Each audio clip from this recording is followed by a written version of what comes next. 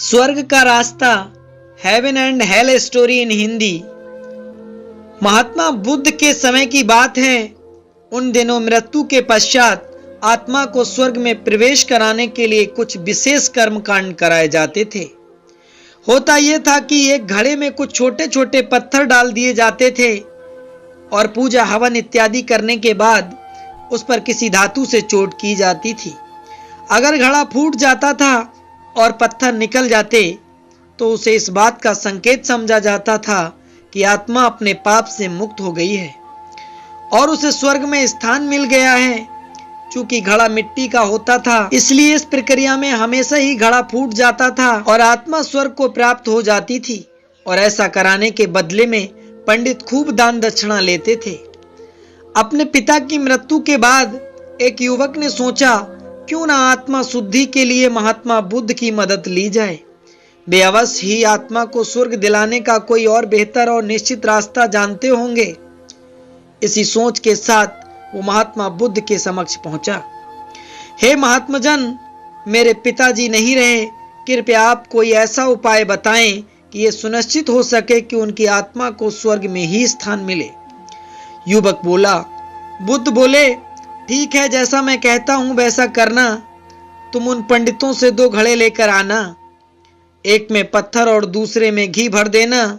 दोनों घड़ों को नदी पर लेकर जाना और उन्हें इतना डुबोना कि बस उनका ऊपरी भाग ही दिखे।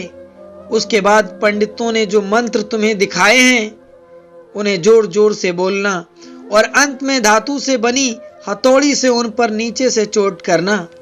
और ये सब करने के बाद मुझे बताना कि क्या देखा। युवक बहुत खुश था। उसे लगा कि बुद्ध द्वारा बताई गई इस प्रक्रिया से निश्चित ही उसके पिता के सब पाप कट जाएंगे और उनकी आत्मा को स्वर्ग की प्राप्ति होगी। अगले दिन युवक ने ठीक वैसा ही किया और सब करने के बाद वह बुद्ध के समक्ष उपस्थित हुआ। आओ पुत्र, बताओ तुमने क्या देखा, बुद्ध ने पूछा। युवक बोला, मैंने आपके कहे अनुसार पत्थर और घी से भरे घड़ों को पानी में डालकर चोट की।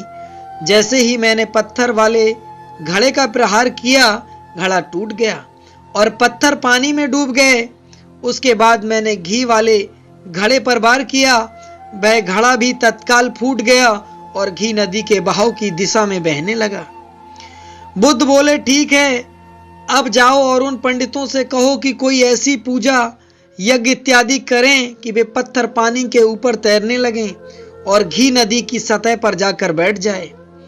युवक हैरान होते हुए बोला, आप कैसी बात करते हैं? पंडित चाहे कितनी भी पूजा कर ले, पत्थर कभी पानी पे नहीं तैर सकता और घी कभी नदी की सतह पर जाकर नहीं बैठ सकता। बुद्ध बोले, बिल्कुल सही और ठीक ऐसा ही तुम्हारे पिताजी के साथ है। उन्होंने अपने जीवन में जो भी अच्छे कर्म किए हैं वो उन्हें स्वर्ग की तरफ उठाएंगे और जो भी बुरे कर्म किए हैं वे उन्हें नरक की ओर खींचेंगे।